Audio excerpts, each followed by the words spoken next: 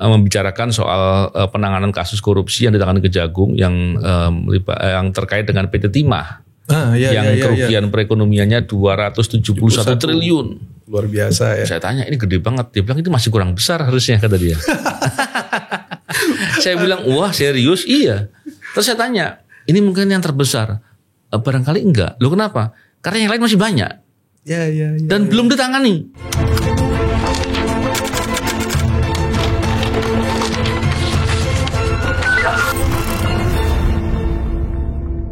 Bismillahirrahmanirrahim. Assalamualaikum warahmatullahi wabarakatuh. Salam integritas. Alhamdulillah kembali berbincang di podcast ini. Kali ini kita membicarakan terkait dengan isu yang menarik ini.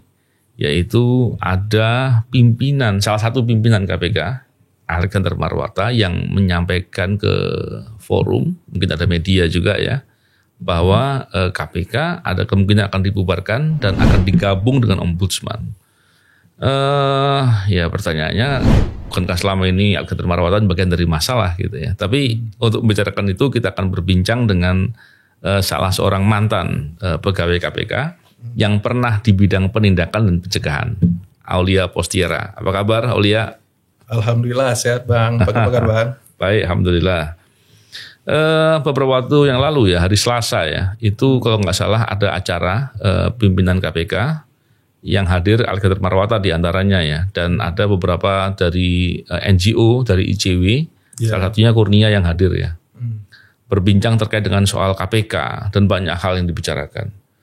Yang menarik adalah Alexander Marwata akhirnya merasa bahwa KPK itu dilemahkan. Emang selama ini kemana aja dia? Dan saya melihat Alexander Marwata ini selama ini justru bagian dari orang yang merusak KPK atau yang melemahkan KPK. Paling tidak itu menurut saya. Ya, menurut saya juga Bang. Menurut kamu juga ya. Kalau Alex merasa menguatkan, saya khawatir dia bohong gitu kan. Ya, saya juga khawatir Bang. Jangan-jangan yakin bukan khawatir. Nah, kalau Aulia melihat bagaimana? Karena begini, dari 2019 itu wacana bahwa KPK itu pencegahan saja itu berkali-kali disampaikan. Betul. Bahkan dikatakan lebih baik itu mencegah daripada menindak atau mengobati. Saya pikir analoginya salah yang disampaikan. Mungkin Aulia bisa menyampaikan banyak perspektif dan pengalamannya soal pencegahan itu bagaimana. Silakan Aulia. Betul Bang. Makasih Bang. Jadi memang saya juga mengikuti itu Bang, yang pernyataan Alex Marwata bahwa ada kemungkinan KPK itu akan dibubarkan, lalu digabung dengan Ombudsman. Nah itu katanya meniru dari Korea Selatan. Memang kenyataannya di Korea memang terjadi seperti itu Bang. Ketika KPK-nya sedang menindak dengan masifnya, banyak politisi terganggu, akhirnya direvisilah undang-undangnya. Dileburlah fungsinya itu dengan fungsi ombudsman. Nah, lebih banyak ke soal penegakan etik, jadi menegak ke pegawai-pegawai negeri. Nah, itu yang kita tahu ya yang terkait di Korea. Tapi memang saya tadi pernyataan abang tadi, kenapa Alex baru sadarnya sekarang gitu? Dia itu menjabat jadi wakil ketua KPK itu dari tahun 2015 sampai 2019. Lalu dia terpilih lagi menjadi wakil ketua KPK dari 2019 sampai hari ini. Hampir 9 tahun Bang. Dan orang ini kita lihat dari dulu waktu kita di KPK pun orang yang tidak punya kontribusi yang positif juga gitu. Bukan sekedar di situ saja. Sebelum 2015 dia adalah hakim ad hoc tipikor. Yang sering dissenting terhadap perkara-perkara dari KPK. Jadi kalau dibilang mendukung pemberantasan korupsi saya agak ragu ya. Saya yakinnya enggak gitu. Ya lanjutkan tadi. Nah, kalau kita bicara soal pencegahan korupsi sendiri Bang. Pencegahan korupsi itu sekurang-kurangnya saya bikin pointers tadi nih Bang ya. Sekurang-kurangnya ada 7 unsur penting kalau kita bicara pencegahan korupsi. Kita bukan bicara pencegahan korupsi versi dari politisi ketika mereka akan memilih pimpinan KPK supaya memilih orang-orang yang sesuai dengan keinginan mereka, atau ketika politisi tahun 2019 mereka akan merevisi undang-undang KPK. Kita nggak bicara versi itu, karena versi itu versi akal-akalan menurut saya. Jadi ada 7 unsur penting menurut saya Bang. Yang pertama itu, kalau bicara pencegahan korupsi kita butuh kepemimpinan yang bersih dan berintegritas. Jadi komitmen Bang, tone from the top. Kalau bicara pencegahan, aparat tertinggi atau siapa ya? Kalau di Indonesia presiden lah ya. Presiden maupun ketua-ketua lembaga negara di level tertinggi itu harus punya komitmen yang kuat. Termasuk DPR-nya ya. DPR-nya segala macam. Nah, itu orang-orang yang berintegritas, orang-orang yang punya tekad kuat untuk memberantas korupsi. Tapi kalau dipilihnya masih ada serangan fajar, masih ada nyuap sana sini, gimana bisa kayak gitu tuh? Nah, itu kembali lagi kita ke masalahnya kan, Bang. Iya. Ini kan kita bicara teorinya dulu nih, Bang. Kita bicara teorinya dulu. Iya. Terus yang kedua, butuh transparansi dan akuntabilitas. Oh, iya. Nah, jadi ada keterbukaan informasi, ada pertanggungjawaban atas penggunaan kekuasaan dan sumber daya politik. Iya. Ini yang berat juga, Bang. Ya, kita ngikutin ya apa yang terjadi berapa bulan terakhir ya. Iya. Soal etik, dasmo etik segala macam. Nah, saya transparansi dan akuntabilitas itu kunci, Bang. Iya. Karena tanpa itu kita percuma kalau ngomong pencegahan korupsi tanpa ada dua hal itu, itu omong kosong. Betul. Karena ketertutupan itu adalah ciri-ciri dari adanya suatu tindak pidana korupsi, atau ciri-ciri adanya suatu tindakan korup. Iya. Nah, terus yang ketiga, adanya pengawasan dan kontrol yang baik, Bang. Nah, dengan adanya pengawasan dan kontrol yang baik, sistem yang sudah dibangun itu bisa terjaga dengan baik, Bang. Iya. Kita lihat sekarang, ini kita coba lihat. Saya pernah dengan teman-teman itu menganalisis postur APBN, Bang. Seingat saya itu di tahun 2022 atau 2021. Iya. Berapa besar sih budget pengawasan? Dibanding dengan budget proyek. Kita bandingkan, Bang. Iya. Kalau memang komitmen negara ini untuk mencegah korupsi, ketika besarnya anggaran untuk pelaksanaan pembangunan itu diiringi dengan besarnya anggaran untuk pengawasan, baik itu untuk inspektorat, untuk BPKP segala macam, itu benar komitmennya. Tapi pada kenyataannya, ketika anggaran-anggaran pembangunan itu besar, anggaran pengawasan kecil. Gimana caranya, Bang? Iya. Ya, Abang pernah saya teringat itu, Abang punya ungkapan. Yang paling bahaya itu adalah ketika terjadi penjarahan. Iya, betul. Ketika semua orang mencuri, penegak hukum nggak bisa apa-apa. Tapi kalau ketika pengawasan itu berjalan, penjarahan tanda kutip tadi yang versi Abang itu dapat dicegah secara dini, Bang. Ya, karena sekarang ini memang seperti itu saya melihat. Ketika orang atau fenomenanya kalau orang mencuri itu suatu saat bisa terungkap. Tapi kalau orang menjarah nggak akan diungkap. Nggak akan. Nah, belakangan ini saya melihat praktek korupsi semakin banyak. Kualitasnya semakin besar, kuantitasnya semakin banyak. Jadi agak membuat kadang orang berarti pesimis jadinya. Ditambah lembaga penegak hukumnya yang justru malah trennya turun lah untuk bisa menegakkan hukum dalam pemberantasan korupsi. Terlibat banyak skandal. KPK sekarang kan, Bang. Ya, menarik sekali itu. Dan memang dari 3 hal tadi baru 3 tadi masih 4 lagi. Teruskan aja dulu. Saya tuntaskan, Bang ya. Yang keempat itu, Bang, kalau kita bicara unsur pencegahan, itu adalah penegakan hukum yang tegas.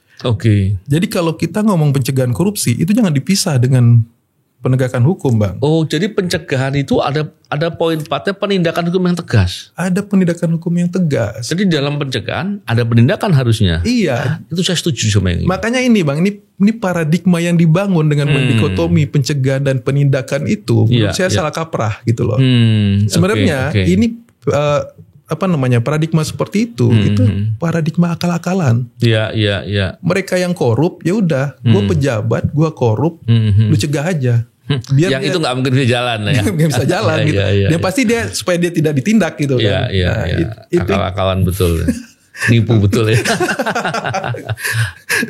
Terus yang kelima, Bang. Kelima itu adalah soal pendidikan dan kesadaran masyarakat. Ini penting. Kita baru melalui pemilu yang cukup hiruk-pikuk ya, Bang ya.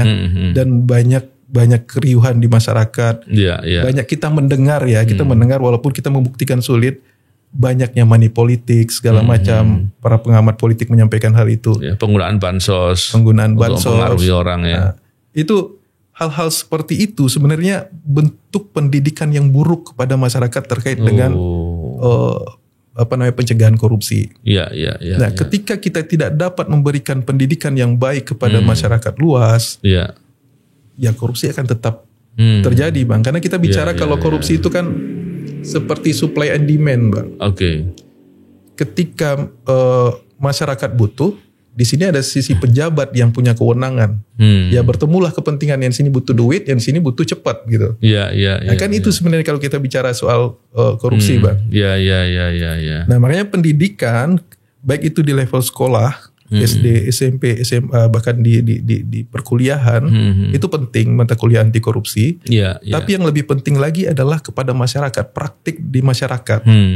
Ketika memberi suap, ketika kepentingan publik, pelayanan publiknya dilayani, itu dianggap normal, ya kita akan menjadi negara korup terus. Iya, betul. Nah, itu Bang. Ketika kita membiasakan pungli, membiasakan melihat pungli di jalanan, dan kita tidak melakukan perlawanan atau membantah, ya korupsi akan terus tumbuh subur, Bang. Iya, belum lagi kalau pelaporannya sulit ya, melaporkannya ribet, sulit, dan butuh effort yang besar. Orang lawak-lawak, ngapain gue melapor kalau begitu. Udah dilapor pun gak ditindaklanjuti. Nggak ditindaklanjuti kan. Jadi nggak ada harapan kan. Udah biarin aja gitu ya. Iya, masuk akal. Nah, yang keenam, Bang, kebijakan anti korupsi. Nah, kita bicara kebijakan ini kan soal implementasi pembuatan aturan dan implementasi dari peraturan itu sendiri. Iya. Nah, ini fakta ya, fakta, kita bukan beropini ya. Sejak Undang-Undang KPK direvisi tahun 2019 yang lalu, itu praktis kinerja penegakan hukum korupsi maupun kinerja KPK secara khusus itu jeblok. Iya. IPK kita yang tahun 2009 itu 40, tahun ini 34. Turun 6 poin. Dapat diskon lah ya. Dapat diskon. Belum lagi kata Alex Marwata ini ada penurunan OTT. Ada penurunan penindakan korupsi. Itu fakta. Fakta dari buruknya kinerja dari KPK atau penegak hukum sendiri, atau kedua ya dari sisi regulasi memang tidak ada perlindungan. Itu, Bang. Menarik sekali ya. Dan memang kalau melihat dari apa yang disampaikan Alex beberapa hari yang lalu ya, itu benar yang disampaikan. Tapi kenapa setelah 10 tahun baru sadar sekarang gitu kan? Nah, padahal selama ini dia orang yang membantah itu kan, Bang, ya. Ketika kita berteriak soal pelemahan KPK. Betul. Dan dia selalu bersama dengan pimpinan yang lainnya merasa bahwa mereka bisa bekerja sendiri, tidak perlu peran serta masyarakat, tidak perlu dukungan dari masyarakat sipil atau para tokoh-tokoh NGO, nggak perlu dia. Tapi belakangan setelah mereka ternyata mungkin politiknya yang dulu teman-temannya sudah mulai menjauhi dia mungkin kan. Kemudian merasa bahwa saya perlu dukungan, perlu ini. Lah perlu gimana gitu kan. Yang lama-lama ngelantur juga kan, susah jadi. Apalagi di tahun terakhir dia kan. Iya.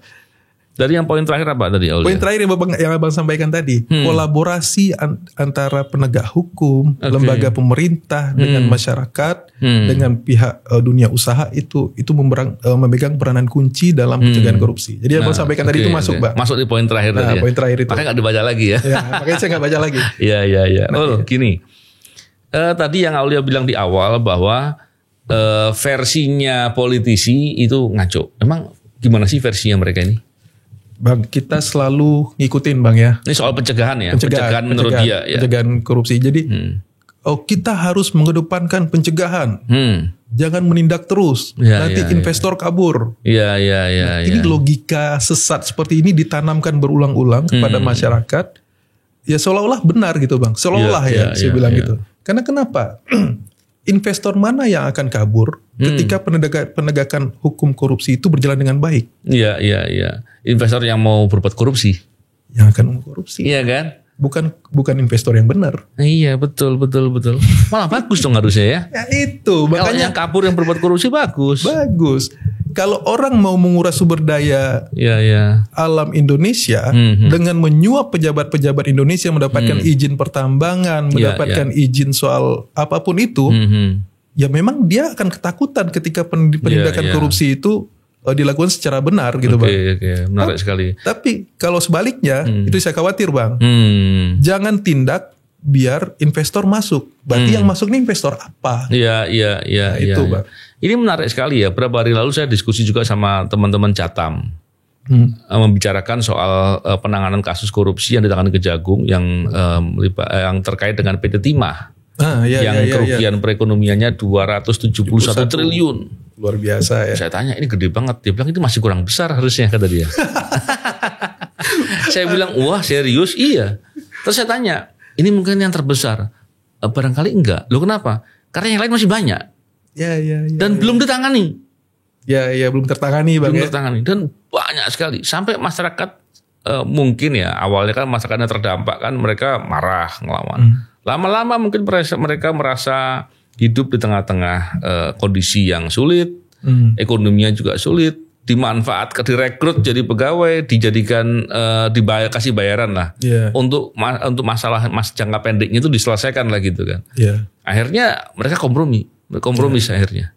Ketika kompromis itu kemudian membuat seolah-olah masalahnya nggak jadi problem gitu. Jadi seolah-olah orang-orang ya komunitas atau pihak-pihak yang justru memperjuangkan dianggapnya sebagai orang yang mengganggu saja.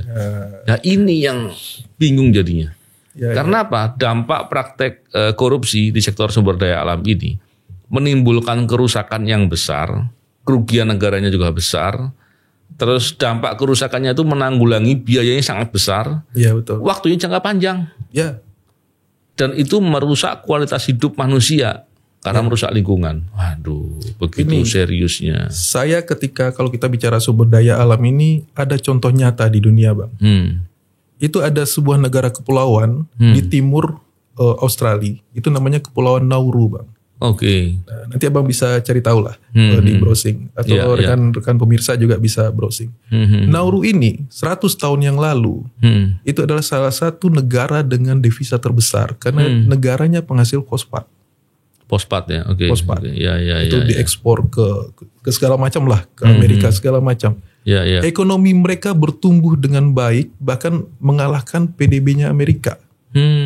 Di sekitar 50 tahun yang lalu. Ketika industri eksploitasi fosfor itu begitu fosfat itu dilakukan secara masif. Tapi apa yang terjadi sekarang? Sekarang alamnya rusak karena ini negara kepulauan Bang, pulau kecil di Kepulauan Pasifik.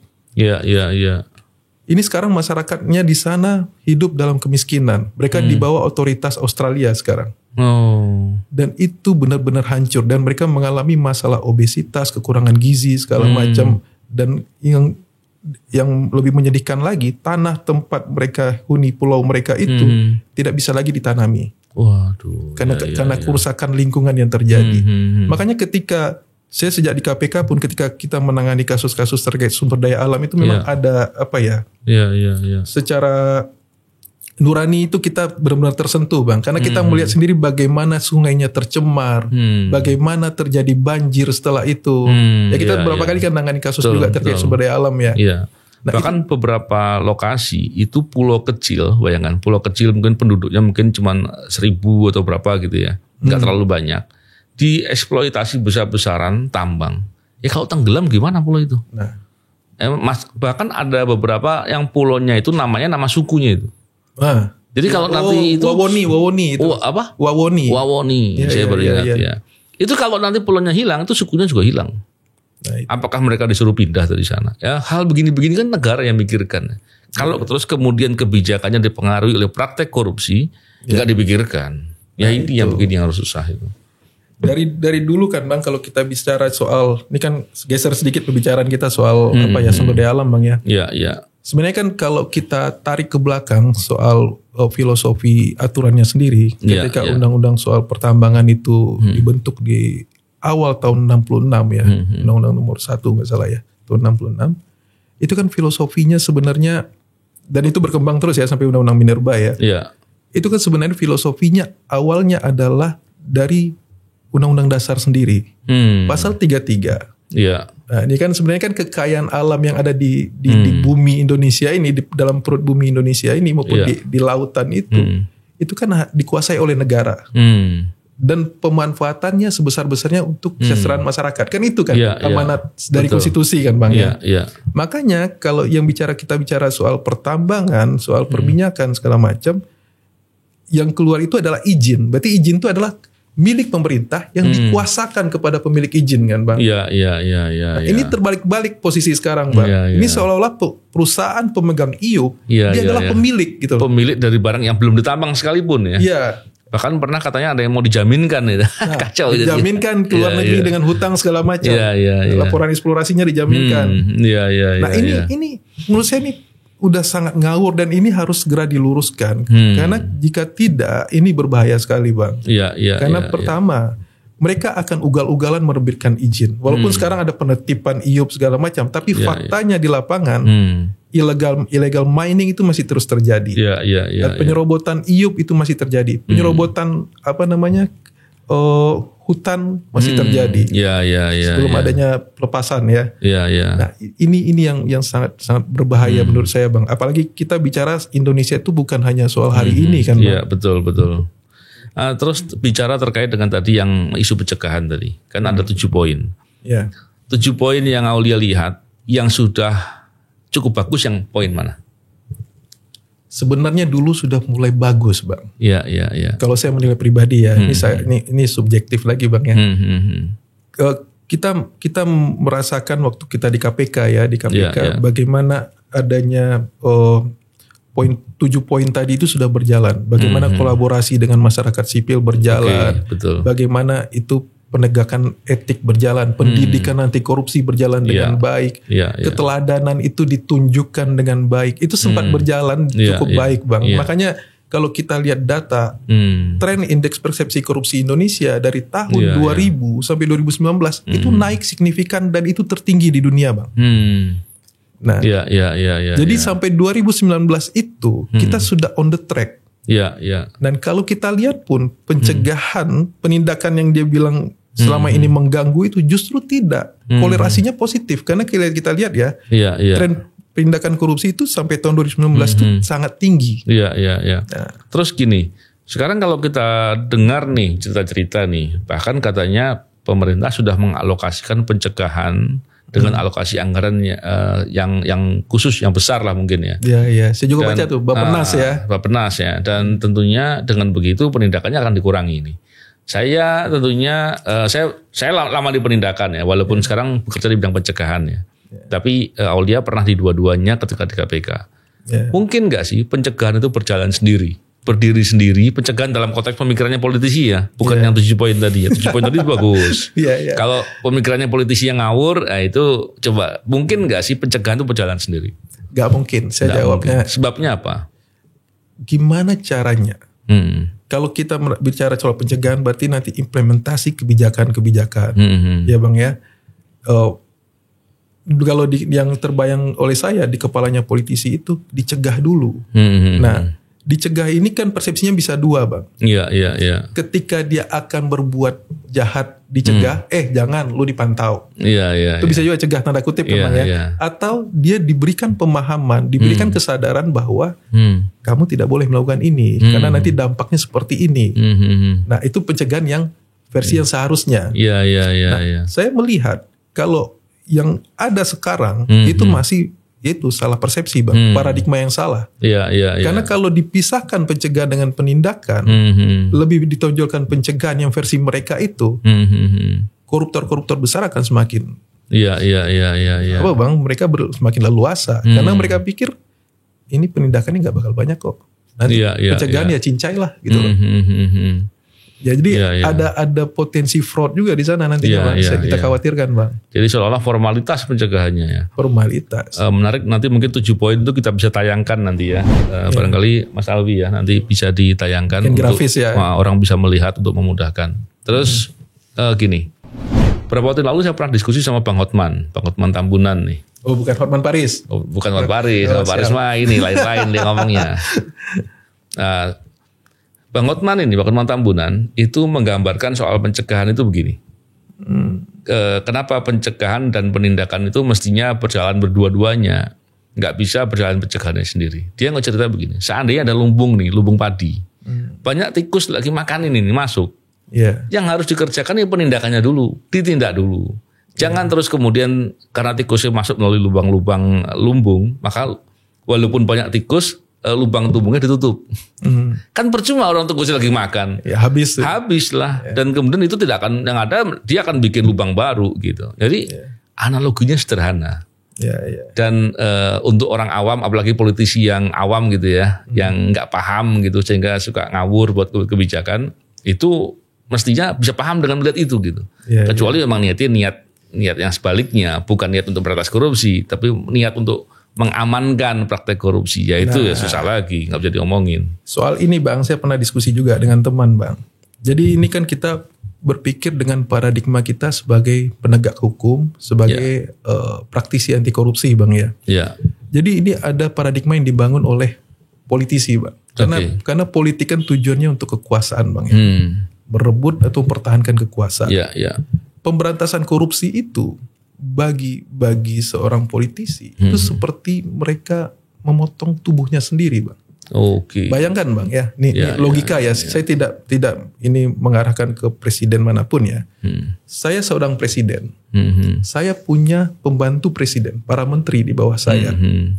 Ketika para pembantu ini kan tujuannya untuk melaksanakan visi misi presiden.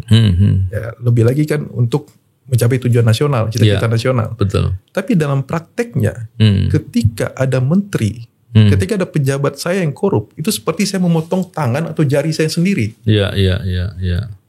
Nah, itu kan logika seperti itu dibangun. Gimana saya ingin membangun bersama-sama nih. Jangan dipukulin dong orang-orang ini. Logika-logika seperti itu yang dibangun, dan menurut saya itu salah kaprah ya, logika seperti itu Bang.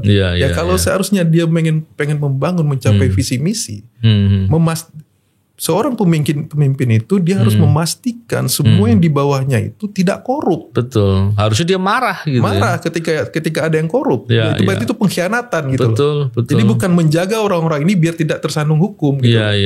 Kebalik-balik cara pikirnya ya. Ada logika seperti itu. Itu diskusi itu kita lakukan dengan seorang politisi Bang. Nggak mungkin lah kita motong tangan kita sendiri gitu.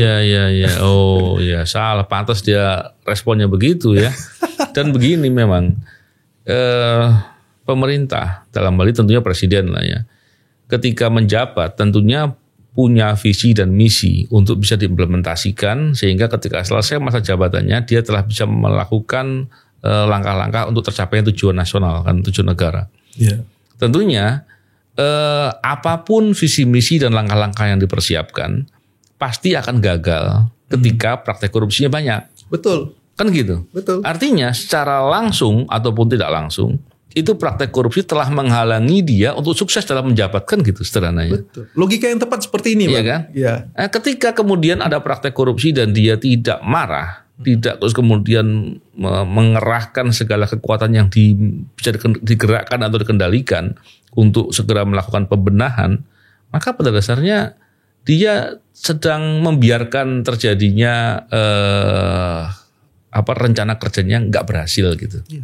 Gitu kan kurang lebih ya. Saya waktu itu ngasih analogi sederhana Bang. Misalnya gini, saya punya warung. Di warung itu saya pekerjakan 2 orang. Tujuan saya nih warung ini biar bisa menghasilkan uang, bisa menambah lapangan pekerjaan. Untuk orang-orang di sekitar.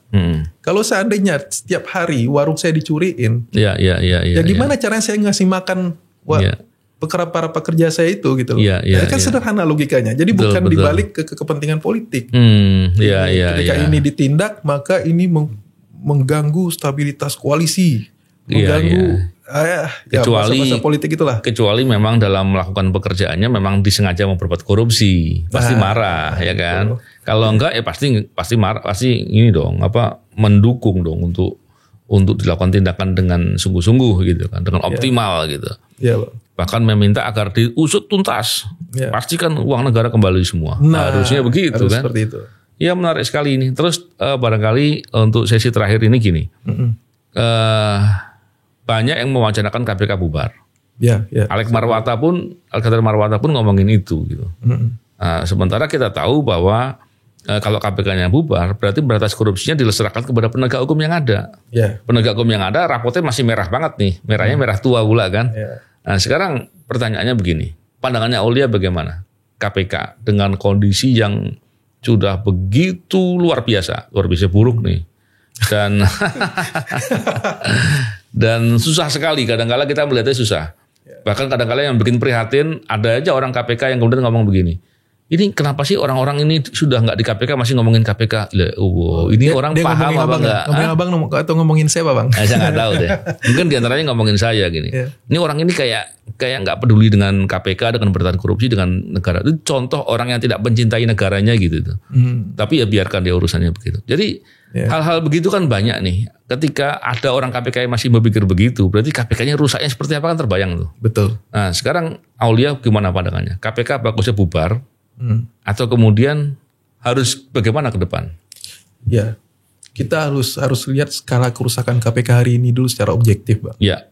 Seperti apa yang terjadi di KPK, baik itu dari sisi sumber daya manusianya maupun dari sisi tata kelolanya. Ya. Bagaimana sistem yang berjalan sekarang? Kan itu kan saya juga mendengar ya banyak SOP yang sudah diubah segala macam. Kalau memang faktanya itu memang sudah sangat mengkhawatirkan, Bang. Memang sebaiknya butuh ya diinstal ulang, Bang. Ya, maksudnya apa diinstal ulang? Ya dibubarkan lalu dibentuk lagi. Tapi jangan kalau bicara bubarkan titik, saya nggak setuju, Bang. Ya. Karena makanya tadi poin saya itu dibubarkan untuk dibentuk kembali, dilakukan rekrutmen ulang, dibentuk regulasi yang baik. Tapi kalau dibubarkannya hanya untuk dibubarkan, lalu mengandalkan penegak hukum yang lain, saya tidak percaya itu, Bang. Karena sebenarnya kalau kita bicara konsiderasi undang-undang KPK sendiri, tujuan awalnya dibentuk KPK karena dua penegak hukum yang lain itu belum optimal memberantas korupsi, Bang. Sekarang optimal nggak sih?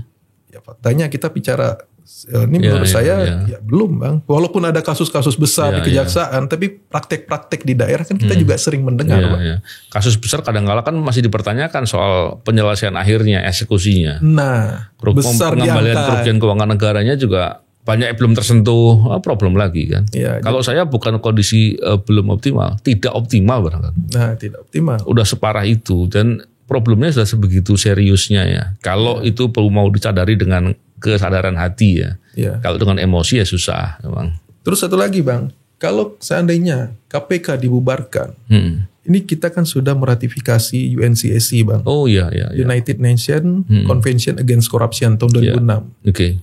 Nah, di sana mewajibkan negara-negara yang meratifikasi itu punya lembaga anti korupsi yang khusus. Iya.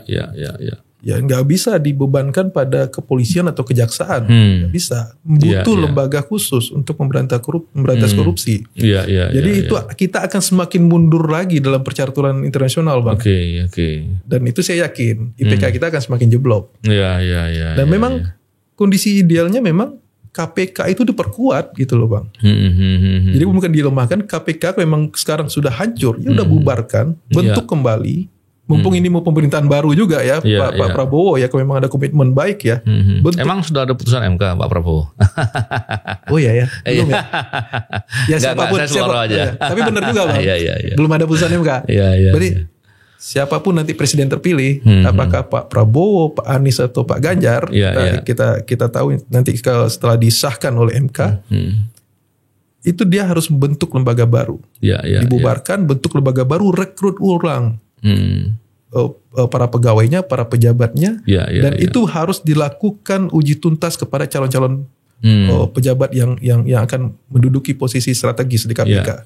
Karena yang saya lihat sekarang ketika Firly menjadi pimpinan KPK lalu berganti sekarang dan itu masih banyak orang-orang di bawahnya itu yang memang saya meragukan komitmennya dalam memberantas korupsi, Bang. Betul. Memang masalahnya begitu berat dan sulit. Tentunya kita ngomong tadi sampai pada posisi Aulia ngomong begitu itu sudah pada posisi ya betul-betul nggak ada lagi yang bisa diomongin lah. Betul-betul hopeless lah. Jadi saya juga paham lah. Selama ini Aulia kan selalu bilang bahwa jangan bubarkan. Tapi kalau kondisi berat sekali ya jangan sampai pemberantasan korupsi hanya formalitas. Betul. Dan menghabiskan uang negara. Jadi apalagi di dalam internal KPK-nya masih ada yang bilang, ngapain sih ngerti KPK? Gila nih, aduh. Bayangkan, Bang, dalam beberapa waktu terakhir ada korupsi di rutan KPK. Ada korupsi pegawai KPK di level administrasi yang sampai nilainya ratusan juta hingga miliaran. ini apa-apaan gitu loh. KPK ada yang kita dugaan jaksa memeras ya. Jaksa memeras sampai 3 miliar. Ini saya melihat ini apa-apaan gitu. Dan saya merasa ini bukan karena pengaruh dari luar. Itu udah rusak dari dalamnya sendiri. Gitu. Dan masih banyak yang belum terusut. Alexander Marwata yang kasusnya yang dilaporkan di Dewas belum ada usutnya. Nurul Gufron juga belum ada. Itu. Dan banyak lagi yang lain. Ya, membuat kita semakin belum marah. Lagi. Bulan puasa pula kita. Pimpinannya masih kurang 1 nih, belum dipilih. Iya. Jadi problemnya begitu rumit dan berat. Walaupun rumit dan berat, ini adalah masalah penting. Ya, mestinya ada kebijakan strategis dari negara dan menjadikan ini prioritas untuk diperhatikan dan diperbaiki karena pengaruhnya kemana-mana. Ya, terima kasih Aulia, semoga yang kita bincangkan ini menjadi masukan positif ya. Dan kita semua tentunya masyarakat kita perlu tetap terus kritis dan mendesak negara untuk mau memberantas korupsi dengan sungguh-sungguh, jujur dan objektif. Bukan cuma dengan pura-pura atau omong-omong aja. Omong-omong ya. Dan itu nggak baik lah. Jadi saya kira itu, dan tentunya pemberantasan korupsi ini kepentingan kita. Karena kalau tidak diberantas dengan benar-benar, yang terdampak adalah masyarakat, tentunya itu kita semua. Terima kasih Aulia. Sama-sama Bang. Salam integritas. Assalamualaikum warahmatullahi wabarakatuh.